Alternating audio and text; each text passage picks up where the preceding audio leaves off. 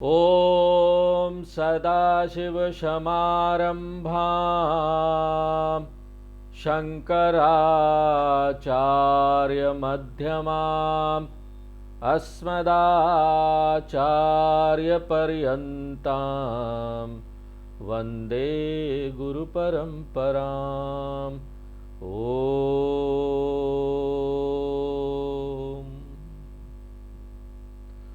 तो पिछली कक्षा में मैंने बताया कि वेद पूर्व भाग में कायिक, वाचिका, मनसा कर्माणि के रूप में विभिन्न अनुष्ठानों का प्रावधान है।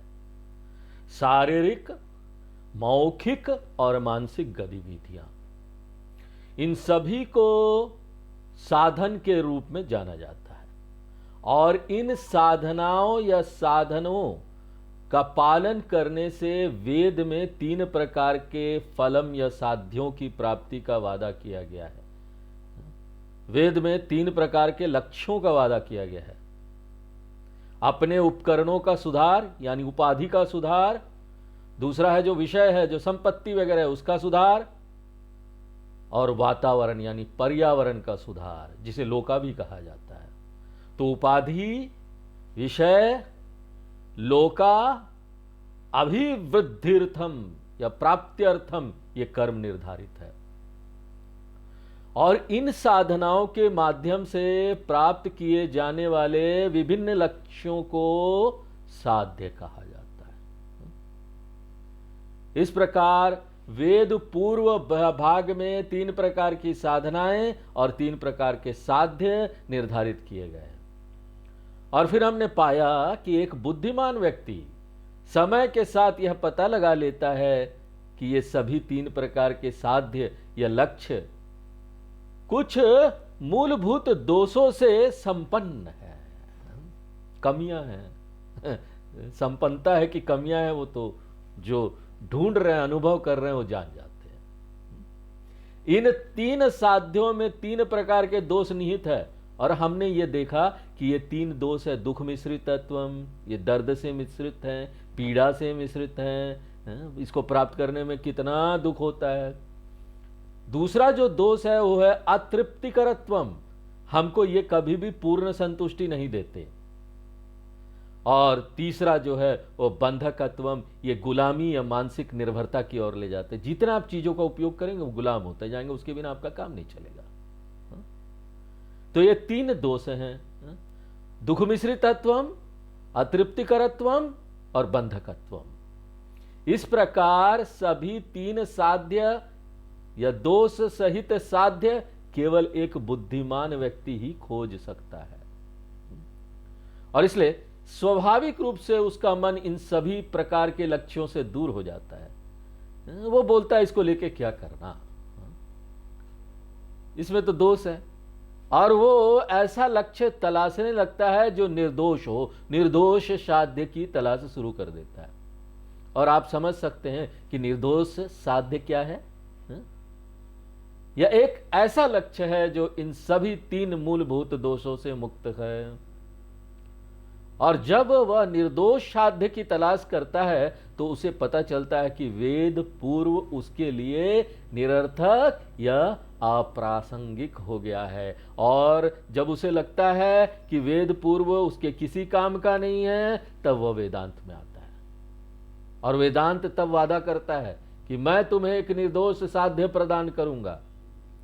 यह महा है, अंदर छिपा हुआ, और इसलिए वेदांत एक निर्दोष साध्य प्रदान करता है। और निर्दोष साध्य का यह साधक वेद अंत की ओर मुड़ता है, अथा तो धर्म जिज्ञासा से अथा तो ब्रह्म जिज्ञासा में आता है। और जिसको हमने मुंडक उपनिषद में देखा था, परीक्ष्य लोकान कर्म चितान ब्राह्मण निर्वेद मायात नास्त्यकृत अकृतेन। पहले मुंडक के दूसरे खंड का 12वां मंत्र। और फिर वेद कहता है कि इस दोष रहित लक्ष्य को ब्रह्म कहा जाता है। तो स्वाभाविक रूप से एक साधक के रूप में अब मेरी रुचि किस में है? ब्रह्म प्राप्ति में है। मुझे ब्रह्म चाहिए, क्योंकि अन्य सभी लक्ष्य तो दुख वाले लक्ष्य हैं, ब्रह्म ही निर्दोष लक्ष्य है। इसलिए मैं किसी तरह उस ब्रह्म को पकड़ना चाहता हूं। और उपनिषद भी मुझे यह कहकर प्रोत्साहित करते हैं, यदि आप केवल उस ब्रह्म को प्राप्त कर लेते हैं तो आप एक मुक्त व्यक्ति होंगे। आपको दुख मिश्रित तत्वम नहीं होगा, आपको अतृप्ति नहीं होगी, आपको बंधकत्वम नहीं होगा। इसलिए मैं ब्रह्म की प्राप्ति में अब अधिक रुचि रखता हूं। और जब मैं उस ब्रह्म को प्राप्त करना चाहता हूं तो पहले मुझे यह जानना होगा कि ब्रह्म कहां है। इसलिए मुझे पहले यह जानना होगा कि ब्रह्म कहां उपलब्ध है, ताकि मैं जाकर ब्रह्म को प्राप्त कर लूं। तो इस उद्देश्य के लिए मैंने वेदांत पढ़ा, और वेदांत ब्रह्म की महिमा, ब्रह्म की परिभाषा के बारे में बात करता है कि वह सत्यम, ज्ञान, अनंतम, निर्गुण, निष्कलम, नित्यम, निरंजनम है।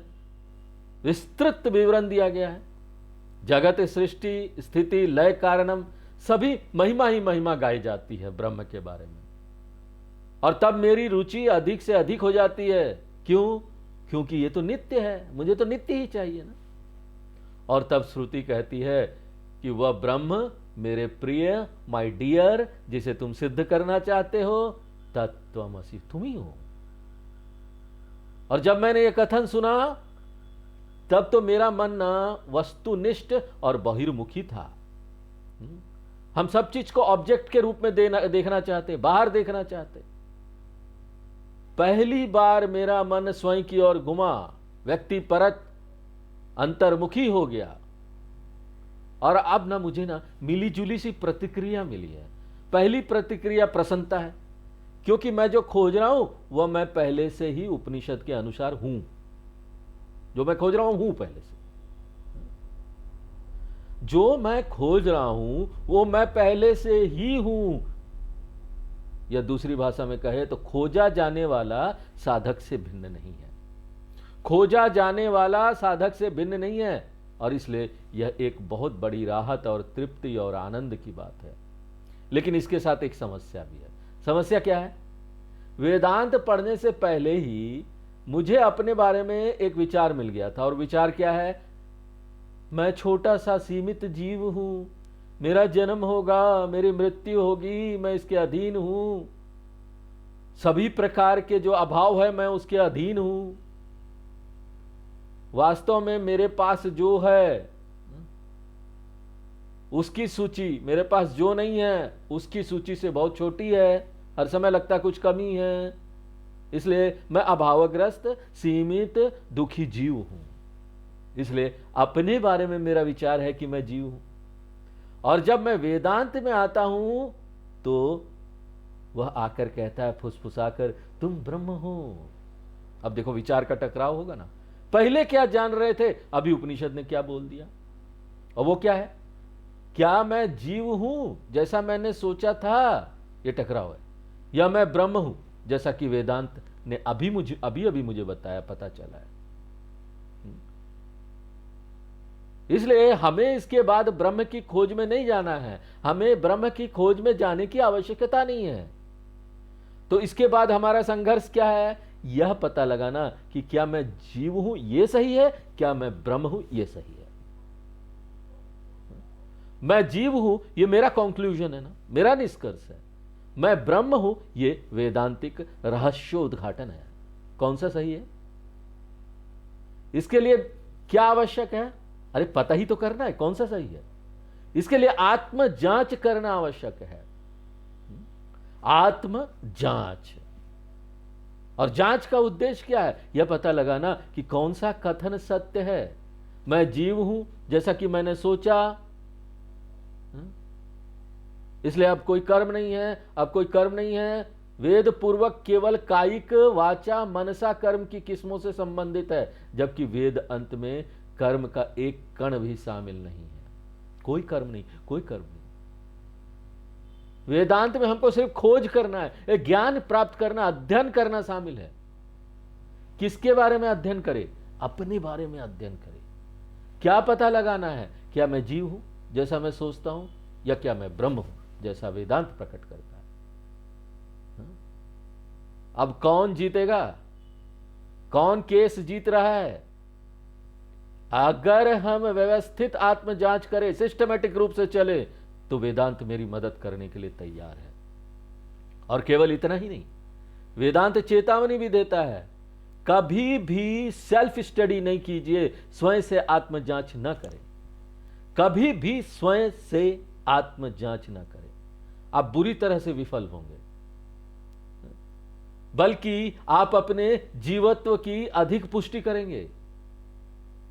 इसलिए या तो खुली आंखों से पूछताछ करें। देखिए यहां पर कुछ लोग बंद आंखों से डिस्कवरी करना चाहते हैं, जांच करना चाहते हैं, खोज करना चाहते हैं, इंक्वायरी करना चाहते हैं। कई लोग हैं ध्यान में बैठ जाएंगे, मैं कौन हूं, मैं कौन हूं, who am I, who am I, who am I, who am I. अरे आंखें बंद करके और इस तरह से ध्यान में हु एम आई बोलते रहेंगे तो कुछ नहीं होगा। चाहे आप अपनी आंखें बंद रखें या अपनी आंखें खोलें, स्वयं द्वारा की गई आत्म जांच आपको कहीं नहीं ले जाएगी अगर अपने आप करेंगे तो। ध्यान में बैठकर अगर ऐसे अपने आप करेंगे, कोई शास्त्रों का सहारा नहीं लेंगे। इसलिए वेदांत कहता है मेरी सहायता से करो, मेरी सहायता से आत्म जांच करो सिस्टमेटिक रूप से, तभी ये होगा। मेरे द्वारा का क्या मतलब है? वेदांत शास्त्र के द्वारा। और केवल इतना ही नहीं है, वेदांत एक और चेतावनी देता है कि वेदांत को खोलने की कुंजी किसके पास है, चाबी किसके पास है। तो इसलिए यहां क्या साधना क्या है? गुरु शास्त्र उपदेश की सहायता से आत्म अन्वेषण करना है।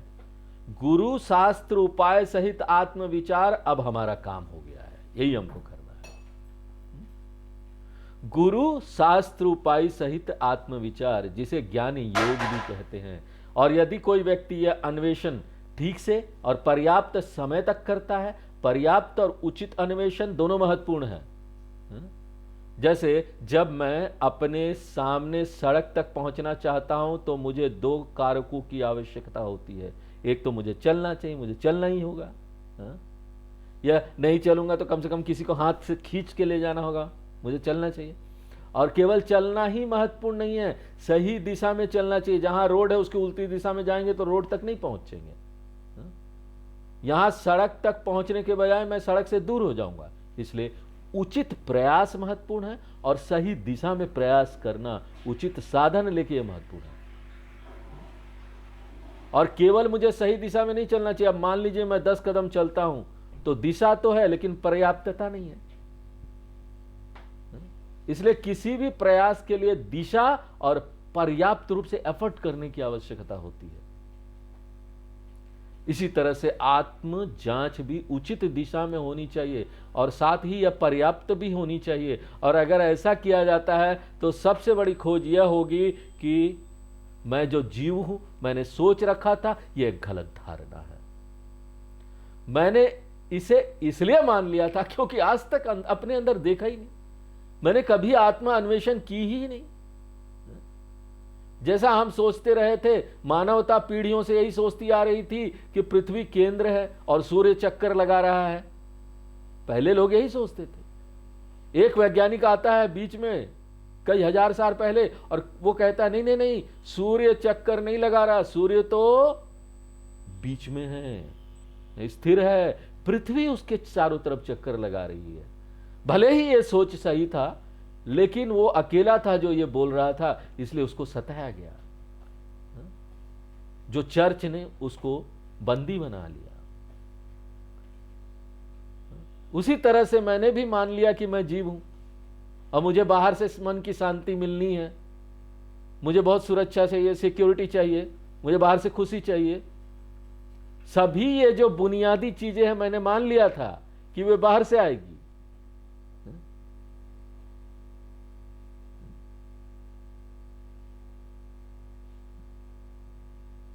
बचपन से खिलौने दे दिया गया और यह बोल दिया गया देखो खिलौने ले लो, खिलौने से खुशी मिल जाएगी।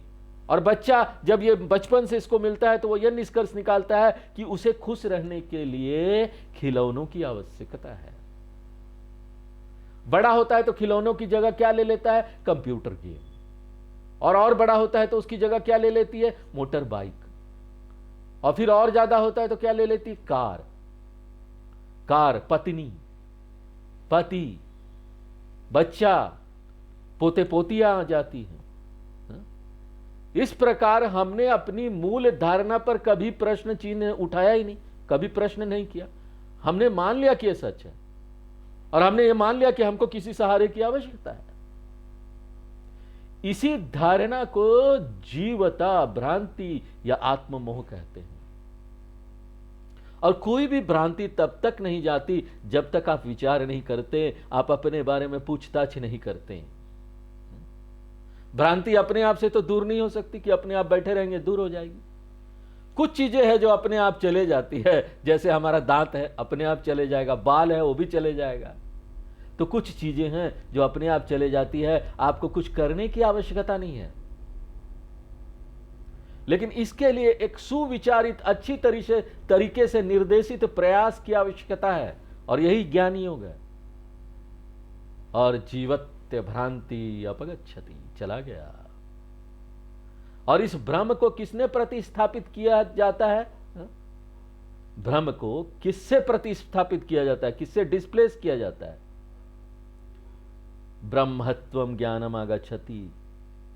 मैं ब्रह्म को एक नई चीज के रूप में नहीं खोज रहा हूं, बल्कि मैं ब्रह्म को अपनी एक नई स्थिति के रूप में खोज रहा हूं। ब्रह्म कोई नई चीज नहीं जो आ जाएगी, यह मेरी एक नई स्थिति है। यह ठीक वैसे ही है ना, जब कर्ण को कुंती के कथन का पता चला तो उसने छठवें पांडवों को एक नए व्यक्ति के रूप में नहीं खोजा। कर्ण के लिए एक छठवां पांडव जो था वो नया व्यक्ति नहीं था। छठवां पांडव एक नई स्थिति थी। किसके लिए? अपने लिए। वो जब जान गया तो जान गया कि वो पांडव है, कोई नया कर्ण तो आया ही नहीं। उसको जब उसकी मां ने बताया, मैंने तुमको ही बचपन में छोड़ दिया था पानी में, तुम पांडव हो, आज अभी तक अपने आप को शूद्र समझ रहे थे, एक रथ चलाने वाले का बेटा समझ रहे थे, लेकिन अब समझो तो तुम मेरा बेटा हो। क्या हुआ? चेंजेस क्या हुआ? कुछ नहीं, जान लिया मैं पांडव हूं, कोई चेंज नहीं, भ्रम दूर। अब तक उसका क्या भ्रम था? मैं पांडव नहीं हूं, मैं क्षत्रिय नहीं हूं, मैं क्या क्षत्रिय हूं, यह भ्रम था। अब इसे मैं क्षत्रिय हूं से बदल दिया गया। ब्रह्मत्वम जीवत्वम को विस्थापित करता है। यह सब किससे किया? कर्ण ने क्षत्रिय बनने के लिए क्या किया? कुछ किया क्या? कोई कर्म नहीं किया। क्यों? क्योंकि वो पहले से ही क्षत्रिय था। इसी तरह मुझे ब्रह्म बनने के लिए क्या करना चाहिए? अब कुछ करने की आवश्यकता नहीं है, वो मैं पहले से हूं। यह ज्ञान मुझे मेरी शाश्वत ब्रह्म स्थिति को स्वीकार करने में मदद करता है। कुंती रूपी उपनिषद आके बोल रही है, गुरु बोल रहे तुम ब्रह्म हो, बस खत्म। पहले से ज्ञान मुझे मेरी शाश्वत ब्रह्म स्थिति को स्वीकार करने और मेरी जीव स्थिति को अस्वीकार करने में मदद करता है। और इसका मतलब क्या है? अपनी ब्रह्म स्थिति को स्वीकार करने के बाद मैंने यह धारणा छोड़ दी कि मुझे संतुष्ट होने के लिए बाहरी कारकों की आवश्यकता है। यह चली गई। अब देखिए, वास्तव में जो भी बाहरी चीज है ना, अब मेरे लिए बोनस बन जाता है। अच्छा कार है, हाँ बहुत अच्छा, नहीं है कोई बात नहीं। घर है, अच्छा अच्छा खाना मिल गया, अच्छा अच्छे लोग मिल गए, बहुत अच्छा, नहीं मिले कोई बात नहीं, वो बोनस हो जाता। बोनस मिला आपको। तो हर व्यक्ति, हर चीज, हर स्थिति अगर वे उपलब्ध है तो अद्भुत है, और अगर वे उपलब्ध नहीं है तो भी ठीक है। एक छड़ी की तरह, जब एक लंगड़ा व्यक्ति छड़ी का उपयोग करता है तो इसकी उपस्थिति और अनुपस्थिति में उसको बड़ा अंतर पता चलता है। लेकिन जब मेरे पास दो मजबूत पैर होते हैं तो ना छड़ी की उपस्थिति और अनुपस्थिति में कोई अंतर नहीं होता। पूर्णमदः पूर्णमिदं पूर्णात् पूर्णमुदच्यते अहम सदा पूर्ण। पूर्ण का क्या मतलब है? ये बड़ा मीठा है, इसलिए तो पूर्ण मीठा है। मैं अपने लिए सबसे मीठा व्यक्ति हूं, मैं दूसरों के लिए सबसे मीठा व्यक्ति हूं। एक जीव के रूप में मैं अपने लिए भी सबसे कड़वा व्यक्ति था और दूसरों के लिए भी, समाज के लिए, घर के लिए, सबके लिए कड़वा था। इसलिए वेदांत क्या करता है, ज्ञान के माध्यम से वेदांत मुझे मेरे पूर्णत्वम स्वभाव या ब्रह्मत्व को स्वीकार करने में मदद करता है और मुझे मेरे अपूर्णत्व या जीवत्व को अस्वीकार करने में भी मदद करता है। और इसी को क्या कहते हैं, मोक्ष प्राप्त हो गया। इसे स्वतंत्रता कहते हैं। किससे स्वतंत्रता, अपूर्णत्व या जीवत्व से। और वेद अंत भाग में यही शिक्षा दी गई है और हमें चारों वेदों में यही शिक्षा मिली है। तो ऋग वेदांत में भी यही शिक्षा मिली है, यजुर वेदांत में भी यही शिक्षा है, साम वेदांत में भी यही शिक्षा है, अथर्व वेदांत में भी यही शिक्षा है। चारों वेदों के अंतिम भाग में हमको यही शिक्षा मिली है। और इसे वेद अंत इसलिए कहते हैं क्योंकि यह अंतिम भाग में आता है। और इसी भाग को ज्ञान कांड कहते हैं क्योंकि केवल इसी भाग में ज्ञान ही है, ज्ञान समाहित है। यहां पर कोई क्रिया का प्रश्न नहीं है, कोई कर्मकांड नहीं है। मुझे जो करना है वो मोह का त्याग करना है। और इसलिए वेदांत का दूसरा नाम है ज्ञान कांड, क्योंकि खाली ज्ञान है उसमें। और इसी भाग का एक और नाम भी है उपनिषद। और उपनिषद शब्द के कई अर्थ है। एक अर्थ मैंने अपने पिछले उपनिषद की भूमिका में दिया था, जो विधि और लाभ को इंगित करता है। ज्ञान प्राप्ति की विधि क्या है और उसका लाभ क्या है। उप का अर्थ है गुरु समीप गमनम। उप शब्द का अर्थ है गुरु के पास जाना। और नी का अर्थ है नीचय अवस्थानम या नीचय स्थानम। नीचय स्थानम का अर्थ है बैठना, नीचे बैठना। तो उपनी का अर्थ है गुरु के पास जाना, उनके चरणों में बैठना, जो ज्ञान प्राप्ति की विधि को इंगित करता है कि हमको ज्ञान कैसे प्राप्त करना है। और इसलिए अब इन दोनों को एक साथ जोड़ने पर हमें अर्थ मिलता है कि जो गुरु के पास जाकर बैठने से प्राप्त होता है। और फिर सद का अर्थ है विध्वंसक, नष्ट करने वाला।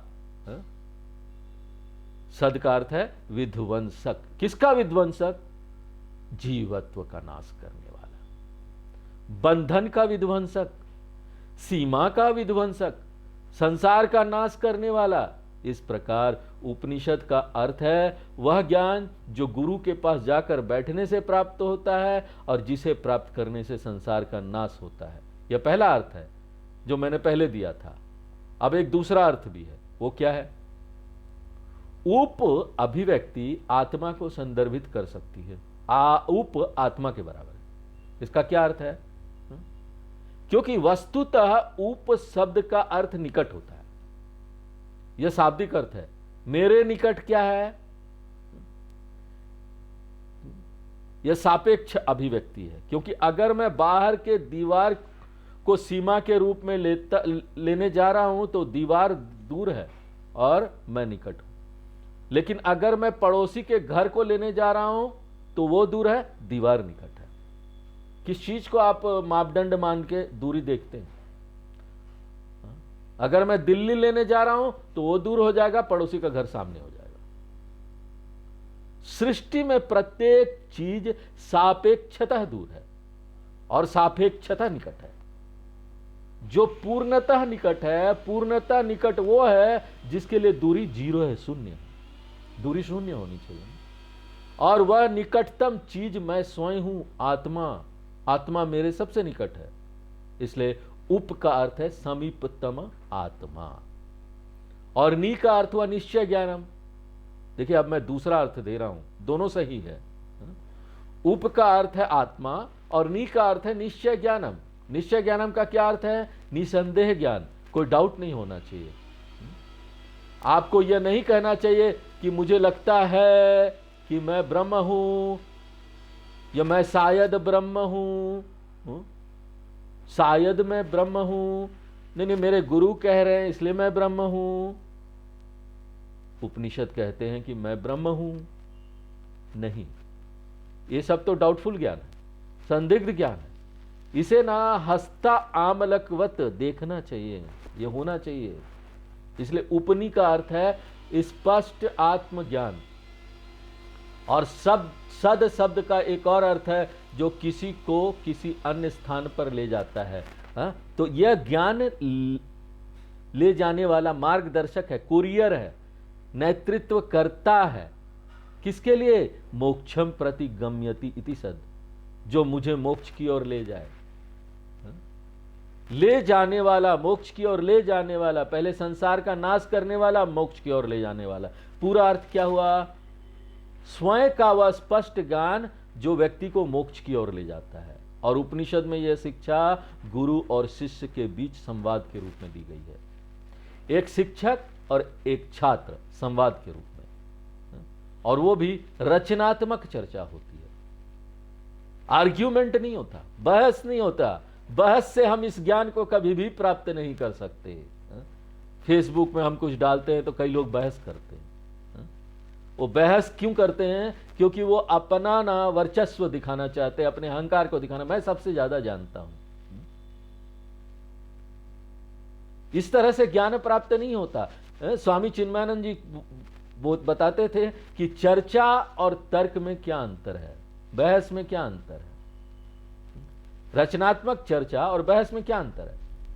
रचनात्मक चर्चा से प्रकाश उत्पन्न होता है और बहस से हीट उत्पन्न होता है, उष्मा। हीटेड आर्ग्यूमेंट, अंग्रेजी में एक शब्द है हीटेड आर्ग्यूमेंट। आर्ग्यूमेंट हमेशा हीटेड होता है, वो हीट जनरेट करेगा, लाइट जनरेट नहीं करेगा। हमको तो लाइट चाहिए, नॉलेज चाहिए। इसलिए आप प्रबुद्ध होना चाहते हैं या हीटेड होना चाहते हैं, गर्म होना चाहते हैं? क्या हमारे बीच गर्मा गर्म बहस हो गई। आपके चारों कान से, आंख से, सब जगह से धुआं निकलेगा कि गर्म हो गए ना आप। अरे मेरे को किसी ने फेसबुक में ये बोल दिया। गुरु और शिष्य के बीच जो रचनात्मक संवाद है, वो ही विद्या हमको प्रबुद्ध बनाती है। और चारों वेदों में अंतिम भाग में कई संवाद है, और एक संवाद या संवादों के समूह को एक साथ मिलाकर एक उपनिषद कहा जाता है। एक संवाद या संवादों के समूह को एक उपनिषद कहा जाता है। तो कुछ एक मामलों में आप देखेंगे एक उपनिषद में केवल एक ही संवाद होगा, जैसे कि हमने मुंडक उपनिषद में देखा।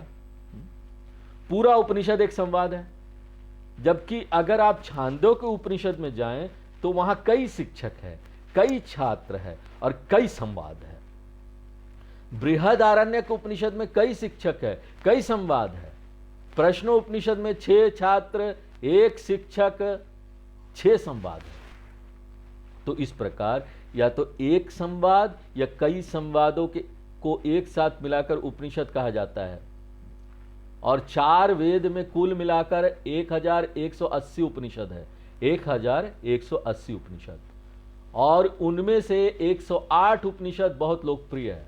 और उन 108 उपनिषदों में से 10 उपनिषदों का सामान्य रूप से अध्ययन किया जाता है, क्योंकि इन 10 उपनिषदों में शंकराचार्य जी, आदि शंकराचार्य जी ने अपना भाष्य लिखा है। और वे 10 उपनिषद है जिनका मैंने आपको पिछले उपनिषद के परिचय में भी एक श्लोक के रूप में आपको इसका परिचय कराया था। ईसकेन कठा प्रश्नः मुंडमांडुक्यतित्रिः ऐत्रेयं च छांदोग्यं बृहदारण्यकं तथा। इस प्रकार चारों वेदों में से 10 उपनिषद चुने गए हैं। और शंकराचार्य जी ने इन 10 उपनिषदों को क्यों चुना? इसके 2 कारण हैं। एक कारण यह है कि ये 10 उपनिषद वेदांत की व्यापक शिक्षा देंगे, सभी कोणों से, सभी पहलुओं पर चर्चा की गई है। और अन्य सभी उपनिषद इसी विषय से संबंधित होंगे, और इसलिए इन 10 का अध्ययन करना 108 का अध्ययन करने के समान ही है, या फिर 1180 का अध्ययन करने के समान ही है। और दूसरा कारण यह है कि इन 10 उपनिषदों का मुख्य रूप से तार्किक रूप से वेद व्यास जी ने अपने ग्रंथ ब्रह्मसूत्र में विश्लेषण किया है, ताकि यह दिखाया जा सके कि वेदांत की शिक्षा तर्क का उल्लंघन नहीं करती, यह कोई हठ धर्मिता नहीं है। यह कोई आस्था नहीं है, यह कोई विश्वास नहीं है, यह कोई आपके ब्रेन का वास करने का काम नहीं करती कि हम ब्रेन वास कर रहे हैं बार बार आपको बता के। यह एक सत्य है। इसलिए संपूर्ण वेदांत की शिक्षा तर्क का उल्लंघन बिल्कुल नहीं करती। वेद व्यास जी ने अपने ब्रह्म सूत्र में इसको दिखाया है और इसको न्याय ग्रंथ के रूप में भी जाना जाता है, क्योंकि ब्रह्म सूत्र जो है मुख्य रूप से तार्किक विश्लेषण करता है वेदांत के ज्ञान का। और क्योंकि व्यासाचार्य जी ने इन 10 उपनिषदों को अपने ब्रह्म सूत्र में प्रमुखता से लिया है, तो शंकराचार्य जी को लगता है कि इन 10 उपनिषदों पर भाष्य बाद के ब्रह्मसूत्र अध्ययन के लिए उपयोगी होगी। और इन 10 उपनिषदों में से भी हम केवल 5 या 6 उपनिषदों का अध्ययन करते हैं और इन्हीं को करने में वर्षों लग जाते हैं। हम छांदोग्य और बृहदारण्य को शामिल नहीं करते क्योंकि एक बहुत बड़े उपनिषद है ये दोनों। और इनमें से हमने पहला जो है मुंडक उपनिषद देखा, जो अथर्ववेद से संबंधित था। अब हम केन उपनिषद में प्रवेश करने जा रहे हैं, जो सामवेद से संबंधित है, जो सामवेद से संबंधित है। और ये 4 अध्यायों वाला एक छोटा उपनिषद है और यह गद्य रूप में है। गद्य रूप उपनिषदों को आमतौर पर ब्राह्मण उपनिषद कहा जाता है और काव्य रूप उपनिषदों को सामान्यतः मंत्र उपनिषद कहा जाता है। ब्राह्मण उपनिषद और मंत्र उपनिषद। मुंडक एक मंत्र उपनिषद है कविता के रूप में। केन एक ब्राह्मणो उपनिषद है। और इसे केन उपनिषद क्यों कहा जाता है आपको याद है? मुंडक उपनिषद को मुंडक उपनिषद क्यों कहा जाता था? क्योंकि ना परंपरागत रूप से उसका अध्ययन करने से पहले हमको एक अनुष्ठान करना होता है जिसमें सिर पर अग्नि का पात्र रखते हैं, मुंडी पर, मुंडक। सिर पर अग्नि पात्र और सिर पर अग्नि पात्र रखकर ये करना एक अनुष्ठान का हिस्सा था, कर्मकांड था। और इसको करने के बाद ही मुंडक उपनिषद पढ़ते थे। इसलिए इसे ये जो मुंडक व्रत या सिरो व्रत जिसको कहा जाता था, इसको करने के बाद पढ़ते थे। और चूंकि मुंडक व्रतम प्रारंभिक अनुष्ठान है जिसका पारंपरिक रूप से पालन किया जाता था, इसलिए मुंडक उपनिषद इसको नाम मिला। अब इसको केन उपनिषद क्यों कहा जाता है? आप सोचेंगे कोई केन व्रत तो नहीं है जिस तरह से मुंडक व्रत था। यहां कोई केन व्रत जैसा कोई व्रत नहीं है, यहां कारण अलग है। इसका नाम इसको क्यों मिला? उपनिषद शुरू ही होता है, उसका पहला ही शब्द केन है, इसलिए पहले शब्द के नाम पर इसका नाम रखा गया। तो यह इस प्रकार शुरू होता है, केनेशितम पतति प्रेषितम मनः केन प्राण प्रथम प्रेति युक्तः।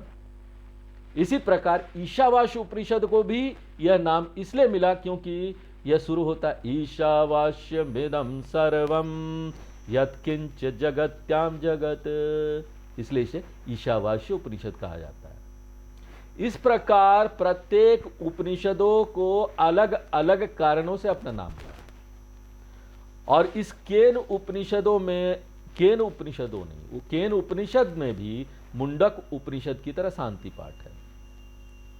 वास्तव में देखिए सभी उपनिषद शांति पाठ से शुरू होता है और आमतौर पर किसी विशेष वेद से संबंधित सभी उपनिषदों में एक समान शांति पाठ होगा।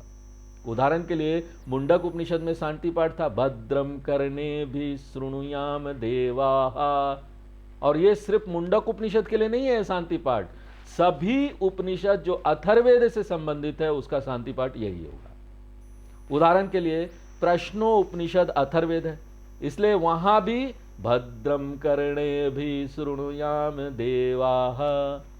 मांडुक उपनिषद अथर्ववेद से संबंधित है, इसलिए वहां भी भद्रम कर्णे भी शृणुयाम देवाः। इसलिए शांति पाठ उस वेद से निर्धारित होता है जिससे वह संबंधित है। और यहां सभी सामवेद उपनिषदों का एक समान शांति पाठ होगा। केन उपनिषद सामवेद से संबंधित है, छांदोग्य उपनिषद भी सामवेद से संबंधित है, इसलिए शांति पाठ दोनों का एक ही होगा। शांति पाठ शिक्षक और छात्र दोनों के द्वारा शुरू में गाया जाता है और शांति पाठ का उद्देश्य क्या है? उद्देश्य यह है कि हम जानते हैं कि हमारे अध्ययन की सफलता दो कारकों पर निर्भर करती है, जिनमें से दोनों अत्यंत महत्वपूर्ण हैं। एक कारक हमारा प्रयास है। हम उपनिषदों का मूल्य हमको समझना चाहिए कि ये उपनिषद महत्वपूर्ण है और एफर्ट करना चाहिए, पहल करना चाहिए, हमें रुचि लेनी चाहिए। ये नहीं कि 10 बार व्हाट्सएप कर रहे हैं, सबको बता रहे हैं, उसके बाद भी रुचि नहीं हो रही है।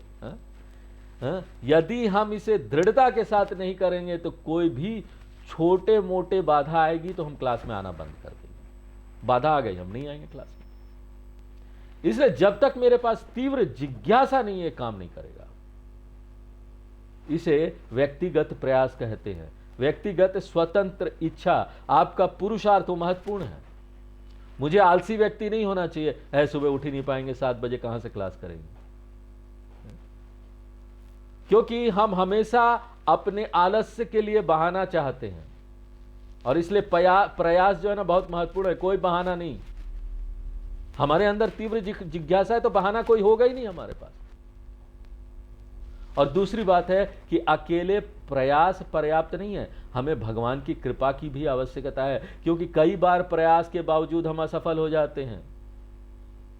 इंडिया पाकिस्तान का मैच होता है, 1 रन चाहिए, 1 रन जीतने के लिए, 1 रन के लिए हम कब खो देते हैं, एक मैच छूट जाता है, कब चला जाता है। इसलिए ईश्वर अनुग्रह भी महत्वपूर्ण है। और आप ईश्वर अनुग्रह कैसे प्राप्त करते हैं?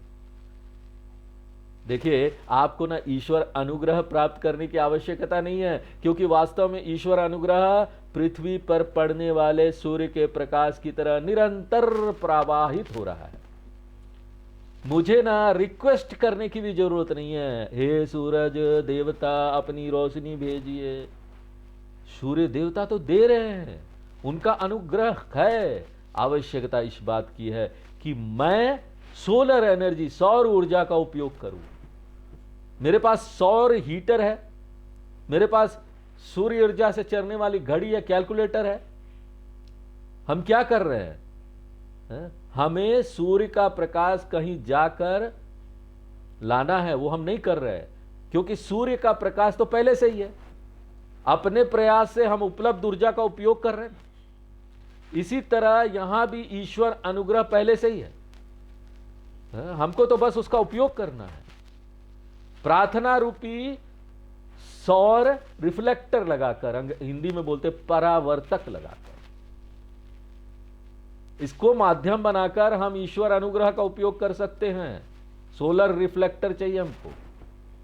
इसलिए परावर्तक लगाने से मैं प्रकाश उत्पन्न नहीं करता, पहले से जो सूर्य का प्रकाश है उसको लेता हूं, उसका उपयोग करता हूं, बैटरी में जाता है वो, और कई चीजें इलेक्ट्रिसिटी बन जाती है। इसलिए ईश्वर अनुग्रह प्राप्ति के लिए प्रार्थना अत्यंत महत्वपूर्ण हो जाती है। और प्रार्थना का उद्देश्य क्या है? प्रार्थना ही सोलर रिफ्लेक्टर है। मैं इस शास्त्र के अध्ययन के लिए सभी बाधाओं से मुक्त हो जाऊं, और इसलिए इसे शांति पाठ कहा जाता है। और पाठ का क्या अर्थ है? रिपीट करना, पुनरावृत्ति। लेकिन इस संदर्भ में पाठ का मतलब ना कोई पाठ पढ़ाना या कोई शिक्षा देना नहीं है। यहां पाठ का मतलब है जप या दोहराना है। तो किसके द्वारा किया गया जप? शिक्षक और छात्र दोनों के द्वारा। और किस उद्देश्य? शांति। अस्थायी स्थगनादेश, सुप्रीम कोर्ट से ऑर्डर मिल जाए कि भैया जब तक हमारा उपनिषद चल रहा है, भगवान जी कोई बाधा नहीं लाना, आदेश दे दीजिए, अस्थायी टेम्पोररी रेस्ट्रिक्शन ऑर्डर, कोई विघ्न ना आए, शांति हो जाए। हम क्यों बोलते हैं कि हमको टेम्पोररी चाहिए? क्लास खत्म होने तक कोई दिक्कत ना हो, बस इतना ही होना चाहिए भगवान जी। कम से कम क्लास के लिए तो कोई विघ्न या रुकावट नहीं हो, हमारी पढ़ाई में कोई बाधा ना आए। तो इस प्रकार विघ्न शांति अर्थम पठनम शांति पाठ से केन उपनिषद शुरू होता है। अब हम शांति पाठ को पढ़ेंगे। आप्यायन्तु मम अंगानि, आप्यायन्तु ममाङ्गानि वाक् प्राणश्चक्षुश्रोत्रम् वाक् प्राणश्चक्षुः श्रोत्रम् अथो बलमिन्द्रियाणि च सर्वाणि अथो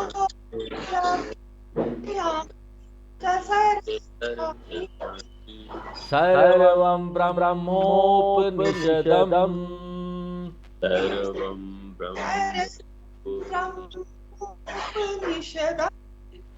माहं ब्रह्म निराकुर्याम् अहं ब्रह्म निराकुर्याम् मा ब्रह्म निराकरोत्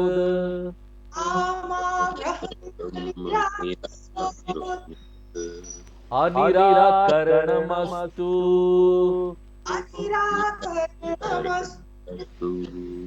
अनिराकरणं मे अस्तु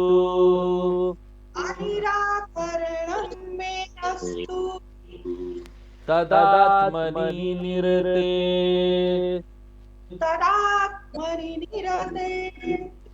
य उपनिषत्सु धर्माः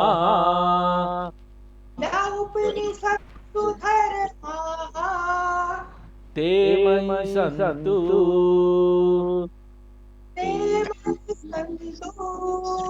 ते मयि सन्तु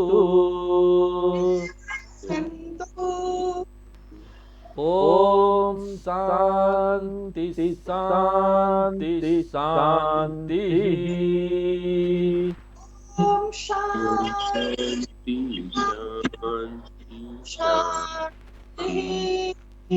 तो इस शांति पाठ में विद्यार्थी दो चीजें मांग रहा है। एक है अध्ययन में आने वाली बाधाओं से मुक्ति, तो विघ्न निवृत्ति अर्थम, और दूसरा चीज क्या है, इस अध्ययन को आगे बढ़ाने के लिए सभी अनुकूल कारक मेरे साथ होने चाहिए। तो इस अध्ययन को आगे बढ़ाने के लिए सभी अनुकूल कारकों का अनुरोध है। अब अध्ययन को आगे बढ़ाने के लिए अनुकूल कारक क्या है? पहला अनुकूल कारक है मेरे सभी उपकरण या मेरे सभी शरीर के अंग स्वस्थ होने चाहिए। स्वास्थ्य हर चीज का आधार है, इसलिए पहली चीज जो मुझे चाहिए वह है स्वास्थ्य। स्वास्थ्य के बिना आप कुछ हासिल नहीं कर सकते, चाहे वह भौतिक हो या आध्यात्मिक हो। और केवल इतना ही नहीं, भले ही आप हासिल कर लीजिए, आप स्वास्थ्य अच्छा नहीं है तो जो हासिल किया उसका आनंद भी नहीं ले सकते।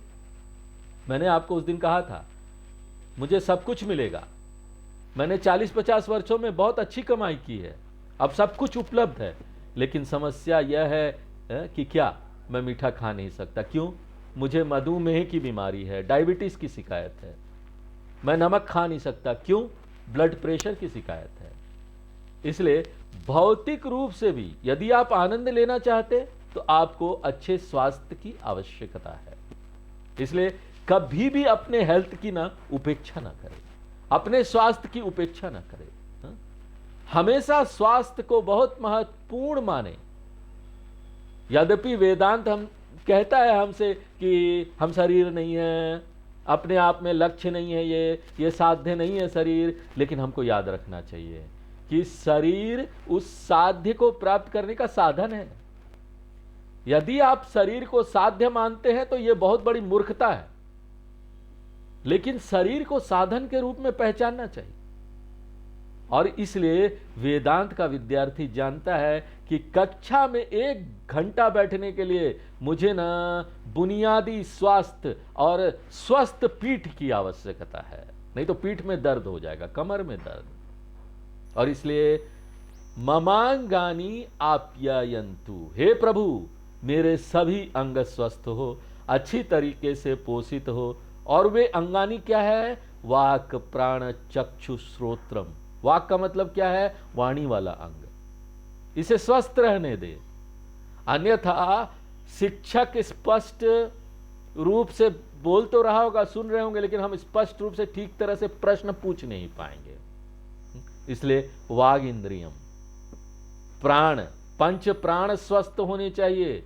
अब मैं इसका विवरण नहीं देने जा रहा हूं, आप तत्वबोध देख लीजिए, वो शुरू का ग्रंथ है। जिसको उपनिषद पढ़ना है तत्वबोध कंठस्थ हो जाना चाहिए। प्राण अपान व्यान समान उदान, कोई भी चीज कम काम करता है या अधिक काम करने लगता है, अति सक्रिय हो जाता है, अल्प सक्रिय रहता है, मेरे शरीर का कोई अंग है, वो ठीक ठाक बैलेंस में रहना चाहिए। ज्यादा कुछ खा लो, पेट खराब होगा तो बार बार बाथरूम जा रहे हो, वो अति सक्रिय हो गया आपका वो अंग। या फिर कम हो ही नहीं रहा है तो कम बैठ ही नहीं पाएंगे, पेट में दर्द होगा। संक्षेप में सर्वाणी इंद्रियानी, सभी इंद्रियां, साथ ही बलम शारीरिक शक्ति, वे सभी मुझ में होने चाहिए। इसलिए पहली प्रार्थना स्वास्थ्य के लिए है। और अगर मैं स्वास्थ्य के लिए प्रार्थना करता हूं तो यह ना कोई सकाम प्रार्थना के अंतर्गत नहीं आएगा कि हमको कोई कामना है। कभी मत सोचो कि वेदांत क्लास में मैं स्वास्थ्य के लिए प्रार्थना कर रहा हूं तो यह गलत है। इसमें कुछ भी गलत नहीं है, क्योंकि मैं किस उद्देश्य से स्वास्थ्य की मांग कर रहा हूं, दूसरों को चोट पहुंचाने के लिए नहीं, ऐसा नहीं है। यह स्वास्थ्य मैं एक महान लक्ष्य के लिए मांग रहा हूं, इसलिए यह प्रार्थना निष्काम प्रार्थना के अंतर्गत ही आएगी। मैं मुक्ति के लिए यह ग्रंथ पढ़ने जा रहा हूं, मुझे कुछ चाहिए नहीं इस संसार से।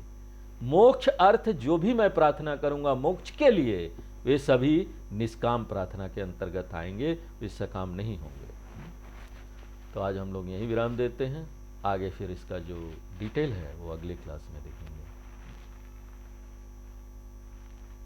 ओम पूर्णमदः पूर्णमिदं पूर्णात् पूर्णमुदच्यते पूर्णस्य पूर्णमादाय पूर्णमेवावशिष्यते। ओम शांति शांति शांति।